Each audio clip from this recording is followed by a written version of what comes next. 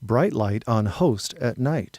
Hey, it's Michael with Outside Science Inside Parks, and for this episode, hey guys, could we turn the lights down a little bit and maybe switch to infrared? Image goes to black and white. That's better, because the stars of this episode love the dark. No, not vampires, sea turtles. Young volunteers wearing Turtle This shirts. Turtle This stands for Teens Helping in the Seashore. We're at the dog beach on Pensacola Beach, and we're waiting for a turtle nest to hatch. Sunset over water. Graphic reads Outside Science Inside Parks. Speaker is Layla Harris, youth volunteer. Light pollution is a big deal to a baby turtle because they rely on the moonlight to get to the ocean, and having those lights from hotels and street lights, it distracts them from their true point, and they end up going into roads and houses and being killed by different predators and cars. Speaker is Reed Harwell, youth volunteer.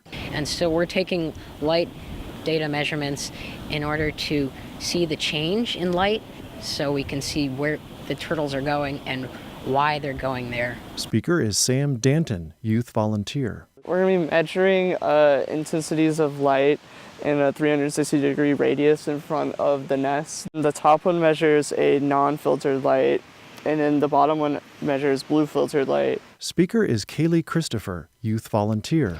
Okay, so the non-filter is how humans see. Video shows time-lapse of city lights at night. But the blue filter is actually how the sea turtle sees. So that's going to show us how our light pollution that we are making on the mainland, how it's going to affect the sea turtles. Speaker is Cass Bromley of the National Park Service.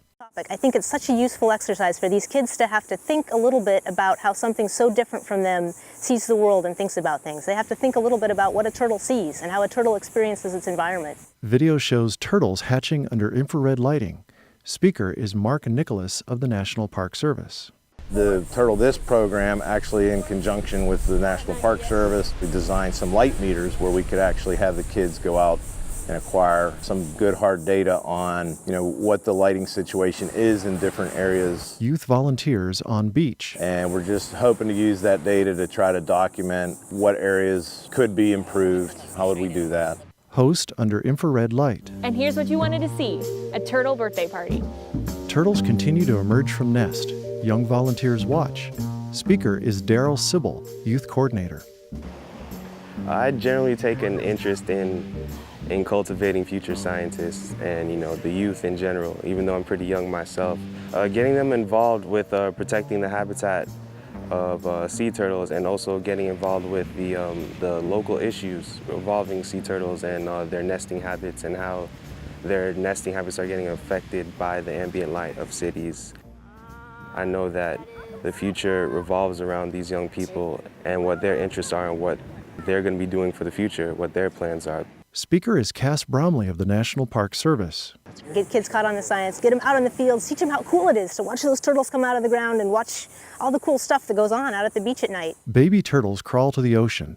Speaker is Kaylee Christopher, youth volunteer. Personally, I like learning about sea turtles and animals and stuff. Science, that's my pathway. I'm planning on going into marine biology. Speaker is Shelby Butts, youth volunteer. Before I started doing this work, I was like, I don't know what I would want to do, but it's made me think a lot, and I've been wanting to go more into environmental science. And a turtle just laid its eggs last night. We're at a relocated nest, and we're taking the light measurements at the original nest. Video shows light meter setup on the beach. It was too close to the water where the high tide line could have reached it, and it would have drowned the nest and the eggs. If we don't conserve now, it's not going to be there in the future for other kids like me that want to learn about sea turtles. If we don't continue saving these sea turtles, kids like me won't even know what a sea turtle is later on. Series host, Michael. With young people like that, those turtles are in great hands. Thanks so much for watching our video. You can check us out next month as we take a backpacking trip through Denali National Park in Alaska. Graphic reads next month's webisode, Picturing a Changing Climate in Denali.